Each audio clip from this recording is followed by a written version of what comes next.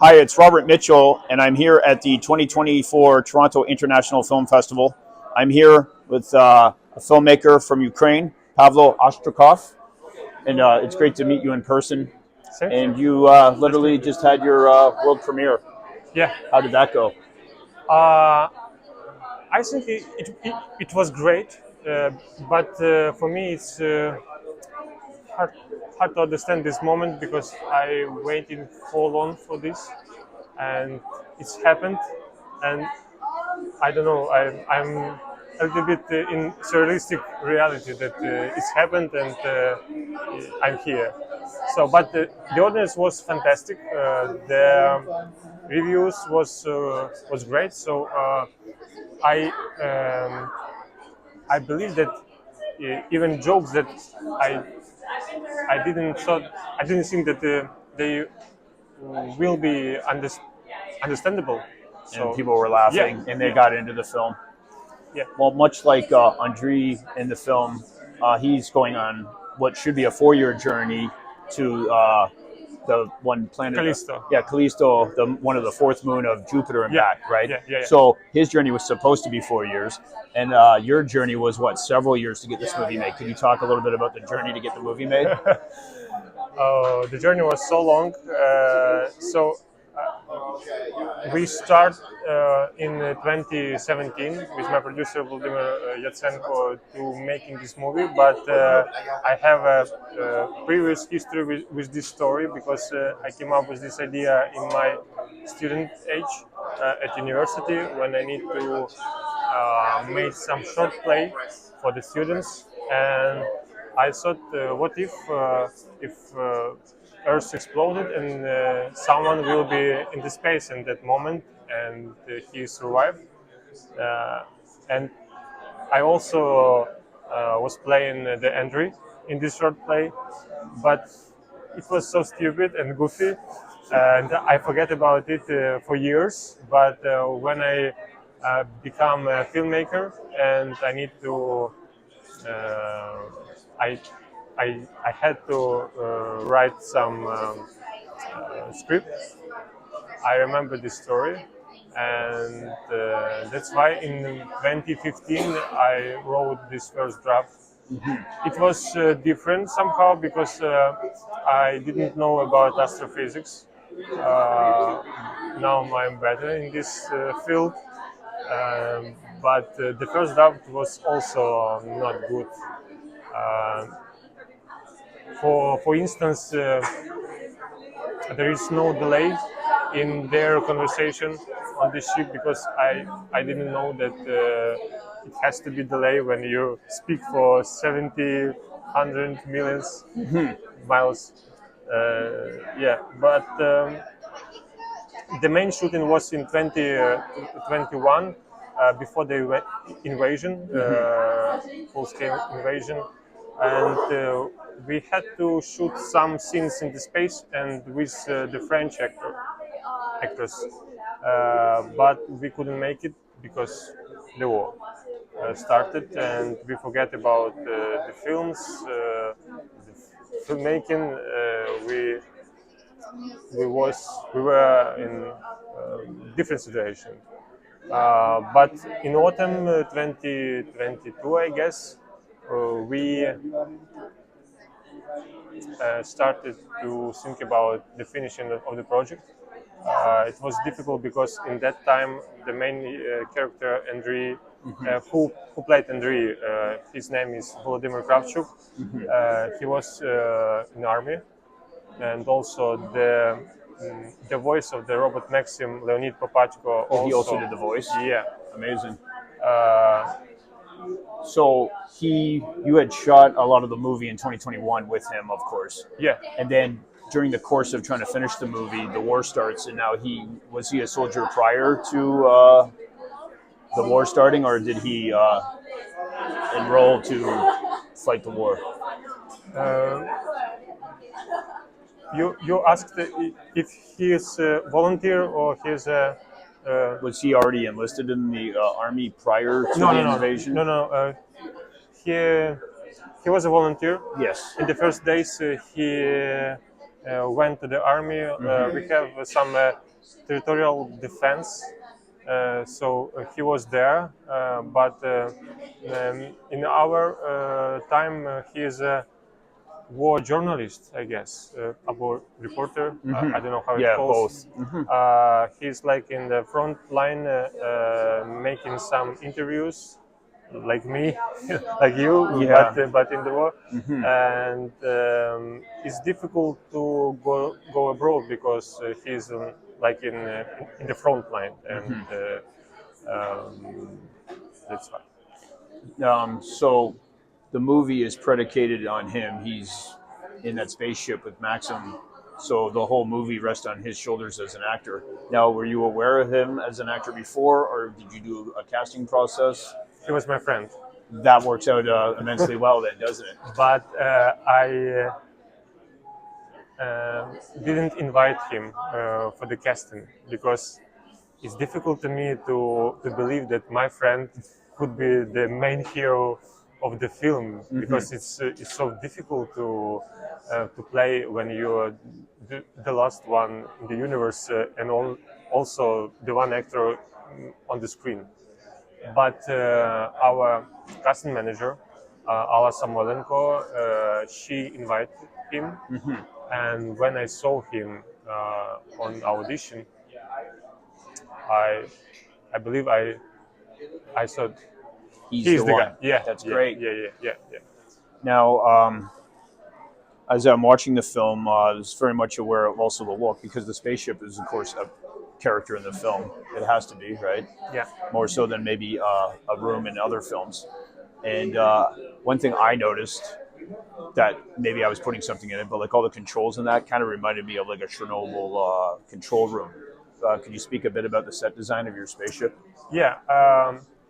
On the first stage, I think about the Hollywood movies because it was difficult to thinking about Ukrainian movie like we could invent some new in this cinema space. But after some years, I understood that it has to be Ukrainian way. I had to come up with some different approach to the space movie because if I go to the Hollywood way, it could be like a cheap version of the Interstellar or wherever. So and that's why we built this spaceship like is Ukrainian train. It has only one mission to transport nuclear waste to the Callisto, and that's all. It felt very Ukrainian, so that's Yeah, good that you because I feel like if you went that Hollywood route to some like maybe like an alien spaceship or whatever, right, or Armageddon or something like that, you would lose your voice a little bit in it. of course, and we we try to we try to think about how its Ukrainian spaceship could looks like in the future, and we have some a company, President Marsh. They m- they making some rockets and some engines for the rockets. So it was a great reference for us to understand how it could be. Could you talk a bit about your writing process? You did a little, you alluded to it earlier. Where did the idea for this come from? Idea Movie, for this your movie. script. Uh, I was at university that called National Aviation University. So maybe somehow I was in the atmosphere of the space of this aviation, and somehow this cosmos, this universe was with me every time, and it's some sort of magic when you like come up with something, and that's that's what's the magic that I just thought about it, and but I understand that it's not like a uh, something very clever, because we saw many movies about the last man on the earth or like that. I understand about it, and just want to make some twists in this premise. Now, Maxim's also a character, right? Yeah, Which you of said course. is voiced by Vladimir. Not Vladimir, Leonid Popatko. Oh, It's sorry. another actor, also in the army. Oh, they're okay. Okay. So he is another character, and he, of course, has a distinctive look. And I love the kind of his eyes, and Yeah. because it's part of the comedy Yeah. and stuff. Where did you conceive his look and how that would look? Our post production was too busy uh, in some final stages to come up with some concept of this face of the robot. So I it was made by me because nobody Yeah, do it. necessity. You had to. Yeah, I had to. I also make a concept for the monitors on the spaceship. So somehow it was interesting to think about it. But uh, on the script we has a face of the cat, but it didn't work, and I need something else. So the eyes was the perfect choice, because we didn't we don't need to mouse or something else. The eyes it's clear and understandable. Yeah, and that it said a lot there. To Yeah. have too, it would be maybe too much, and And it felt also, more like a robot. Maybe. yeah, and also we have this bar with information on some data, because I want to maintain this functional designer. So a robot also has a functional, even on his face. That's awesome. What do you, as more and more people see this film, what do you hope that audiences will take from your movie?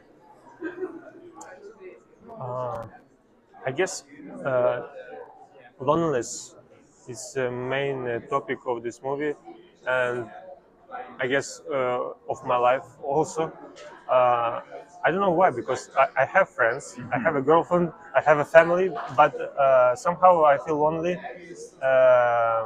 Not every time, but this feeling is so deep, it's so tragic, and I just want that if in the audience the person who feel uh, himself lonely, uh, just make some step to find the people, because it's definitely uh, you could find the person you need. You just want to look around, I guess. And Yeah, we're in this room full of people right now. yeah. And after COVID, of course, its isolation is increased. So I just want that the people want to be not alone, but with each other. We are we are great humankind, and we need to Stick together. yeah. Stand Thank with you. Ukraine. Yeah, also stay. Well, my country, the United States, definitely stands with Ukraine. Thank you, and we appreciate it. We feel it. Thank you very much. What's lifetime there right now for you? In Ukraine, Yeah. um, I guess it's not bad for me, because I am not in the front line for these years. Uh, so the main the situation of for the soldiers that has to be in the front line, fight with Russians, but also it's a stressful life just to be in peaceful cities, because Russian doesn't care about civilians. They launch The missiles. massive rockets, yeah. And it's difficult, but I don't know why, but Ukrainians want to live, want to celebrate life, even in these circumstances. We live, we talk with each other, we go to school, go to university, go to job. We have a deadlines also. Even if we have in the morning the rocket launch and the workers didn't sleep well, but job is job. So it's a kind of surrealistic life, like in the movie. But the human nature is basic, even in the war. But everybody, everybody want to. Uh, Keep living. yeah, I just want to say that Ukrainians don't want to fight or be at war. It's not our choice. We just have to defend ourselves, Your and sovereignty.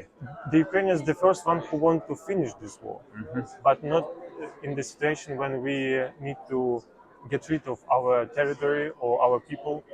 Um, it's a difficult choice, and we fight, but